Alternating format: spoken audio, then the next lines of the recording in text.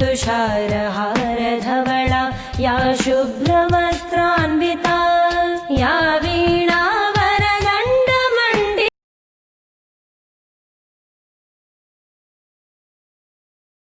Group से जुड़े होनहार छात्रों, आप सभी का स्वागत है। आज मैं प्रतिदिन की भांति कक्षा 12 हिंदी विषय के साथ उपस्थित हूँ। आज का प्रकरण है श्रद्धा मनु। कवि हैं जयशंकर प्रसाद। जिस प्रकरण का, जिस छंद का अध्ययन हम लोग करेंगे वह इस प्रकार है। प्रकृति के यौवन का श्रृंगार करेंगे कभी न बासी फूल, मिलेंगे वे जाकर अतिशीघ्र, आह उत्सुक है उनकी धूल। एक तुम यह विस्तृत भूखंड, प्रकृति वैभव से भरा अमन, कर्म का भोग भोग का कर्म, यही जड़ का चेतन आनंद। बच्चों, छंद इस प्रकार रहा। शब्दार्थ के क्रम में काठिन्य निवारण यहाँ लिख दिया गया है। बाकी के कठिन शब्दों को हम लोग व्याख्या में देख लेंगे। बच्चों, इसके पहले हम लोगों ने पढ़ा है श्रद्धा मनु के हृदय से अवसाद, वेदना और निराशा को दूर करना चाह रही है। मनु को इस नए सृष्टि के विकास में लगाना चाह रही है। इसलिए वह मनु के हृदय में एक प्रेरणा स्रोत का कार्य करना चाह रही है और मनु के अंदर प्रेरणा भर रही है। वह कह रही है, जिस सृष्टि के विनाश पर तुम दुखी हो, दुखी होने की आवश्यकता नहीं है। वह सृष्टि अब पुरानी हो गई थी, वह देव संस्कृत वह चरम पर पहुंच चुकी थी। उससे ज्यादा विकास संभव नहीं है। उसे जितना विकास करना था उतना कर लिया। उसकी स्थिति वही है कि जैसे एक बार पुष्प खिल करके डाली की शोभा को बढ़ा देता है, पुनः वह मुरझाया फूल प्रकृति या उस डाली की शोभा को नहीं बढ़ा सकता। उसी तरह से उस मानव जात, देव जात के द्वारा अब सृष्टि का पुनः विकास नहीं हो सकता। इसलिए तुम अपने अंदर से अवसाद और निराशा को छोड़ो, कर्म पथ पर लग जाओ, सृष्टि के विकास में लग जाओ। तुम्हारे लिए यह विशाल भूखंड जो प्राकृतिक वैभवों से भरा हुआ है, तुम जैसा कर्म किए हो उसी के अनुसार तुम्हें फल मिला है और जैसा कर्म करोगे आगे उसी के अनुसार फल पाओगे। जड़ प्रकृति भी यही चेतना से भरा हुआ उपदेश देती है। इसलिए निष्काम भाव से कर्म में लग जाओ। बच्चों, छंद के आधार पर अर्थ देखिए। प्रकृति के यौवन का श्रृंगार करेंगे कभी न बासी फूल। बासी माने मुरझाएंगे। किसका श्रृंगार करना है? प्रकृति।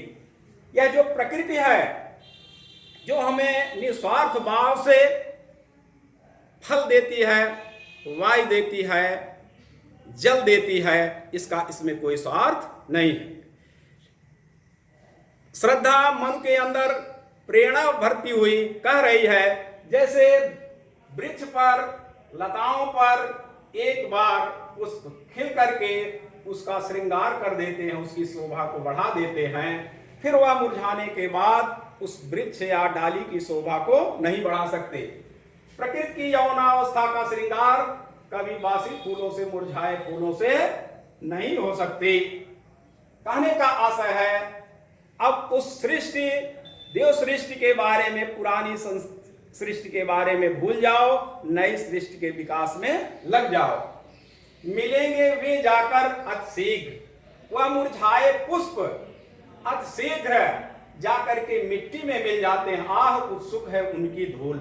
उनकी सेवा, उनको अपने में समेटने के लिए धूल, मिट्टी या मृत्यु उत्सुक है, लालाई। जो पुष्प एक बार डाली की शोभा बढ़ा देते हैं, पुनः उस डाली की शोभा को नहीं बढ़ाते, उन्हें मिट्टी या धूल अपने में मिलाने के लिए लालायित रहती है, उत्कंठित रहती है। और इस सृष्टि में अब तुम अकेले बचे हो, तुम्ही से सृष्टि का विकास होना है। इसलिए श्रद्धा कह रही है, एक तुम, इस सृष्टि में अकेले केवल तुम ही बचे हो और तुम्हारे उपभोग के लिए विस्तृत भूखंड यह विशाल भूखंड जो प्राकृतिक ऐश्वर्यों और वैभवों से भरा हुआ, प्रकृति वैभव से भरा अमंत। कैसे प्राकृतिक वैभवों से भरा हुआ, ऐश्वर्यों से भरा हुआ है? अमंत। अमंत माने प्रचुर, पर्याप्त, जो कभी धीमा न हो। तुम अकेले हो और तुम्हारी सेवा के लिए यह प्राकृतिक वैभवों से भरा हुआ अमंत, प्रचुर प्राकृतिक वैभवों से भरा हुआ भूखंड खाली है। इसलिए यहां तुम कर्म में, निष्काम भाव से कर्म में लग जाओ। तुम जैसे कर्म किए हो उसका तुम्हें फल मिल रहा है, और आगे अच्छे फल पाने के लिए, अच्छा भोग पाने के लिए तुम्हें कर्म में लगना होगा। और यही जड़ प्रकृति भी चेतना से भरा हुआ, आनंद से भरा हुआ संदेश दे रही है। जड़ प्रकृति के द्वारा भी इस मानव जात सृष्टि को यही संदेश दिया जा रहा है कि अगर आपको अच्छे फल पाने हैं तो आपको कर्म करना है, और जैसा आप कर्म करोगे उसी के अनुसार आपको फल मिलेगा, और जैसा आपने कर्म किया है उसी के अनुसार आपको भोग मिल रहा है। इसलिए तुम अकेले यहाँ सृष्टि में, इस सृष्टि के नायक हो, और यह प्राकृतिक वैभवों से भरी हुई प्रकृति तुम्हारे लिए यहाँ पर उपस्थित है। इसलिए तुम फल की इच्छा से यहाँ कर्म करो, और जैसा कर्म करोगे वैसा ही तुम्हें फल प्राप्त होगा।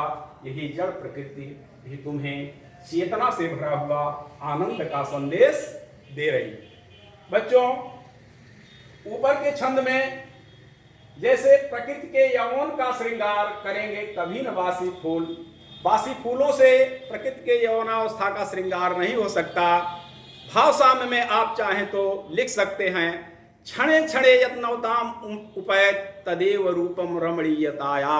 जो क्षण क्षण नवीनता को धारण करे वही रमणीयता का रूप है।